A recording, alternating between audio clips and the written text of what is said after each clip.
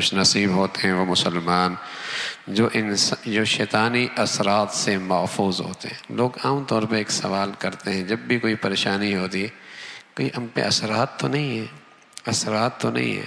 ہم انہیں کہتے ہیں کیوں نہیں اثرات؟ جب گناہ کیے تو شیطان کے اثرات تو ضرور ہیں، اثرات تو ہیں،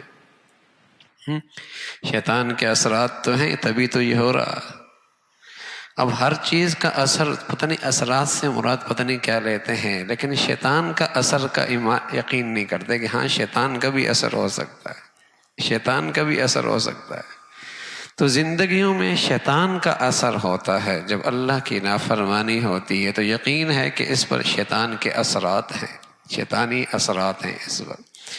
اور بس اوقات انسان شیطانی اثرات سے وہ حرکتیں کرتا ہے جو عام آدمی نہیں کرتا، جو عام آدمی نہیں کرتا۔ جب عام آدمی نہیں کرتا، جب شیطانی اثرات بہت ہو جاتے ہیں تو انسان وہ حرکتیں کرتا ہے جو عام نارمل انسان نہیں کرتا۔ اس قدر شیطانی اثرات کا اس پہ اثر ہونے لگتا ہے۔ تو شیطانی اثرات ہوتے ہیں۔ ہاں فرمایا میرے جو خاص بندے ہیں ان پر شیطان کا اثر نہیں ہوتا۔ ان عبادی لیس لک، جس قدر آدمی پاکیزہ رہتا ہے، طہارت پہ رہتا ہے۔ طہارت دونوں قسم کی طہارتیں ہوتی ہیں، جسمانی طہارت بھی، روحانی طہارت بھی۔ جسمانی طہارت کہ اس پر جسمانی نجاست کوئی نہ ہو، یعنی آدمی پہ غسل فرض ہے اور اس میں بلا وجہ تاخیر کر رہا ہے، عورت پہ ماہواری آئی، غسل کا وقت آ گیا لیکن بلا وجہ اس میں تاخیر کر رہی ہے، یہ جو نجاست ہے اس سے بھی شیطانی اثرات بہت تیزی کے ساتھ اس کی طرف آتے ہیں، اس سے بھی شیطانی اثرات بہت تیزی کے ساتھ اس پر آتے ہیں، اس لیے کہ گندگی اس کی غذا ہے، نجاست اس کی غذا ہے، گندگی نجاست اس کی غذا ہے، تیزی کے ساتھ اس پہ اثرات کرتا ہے۔ دوسری روحانی طہارت، گناہوں کی گندگی، گناہوں کی گندگی یہ بھی ایسی چیز ہے، یہ بھی شیطان کی خاص غذا ہے۔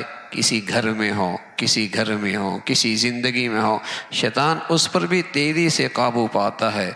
طہارت کی زندگی، گناہوں سے بھی طہارت ہو اور ظاہری نجاست اور باطنی نجاست اس سے بھی طہارت اور پاکیزگی ہو، یہ شیطان کے لیے رکاوٹ ہوا کرتی ہے، یہ شیطان کے لیے اس لیے رسول اللہ صلی اللہ علیہ وسلم فرمایا کرتے تھے کہ الوضوء سلاح المؤمن، باوضو رہنا یہ مومن کا اسلحہ ہے۔ الوضوء سلاح المؤمن، باوضو رہنا یہ مومن کا اسلحہ ہے۔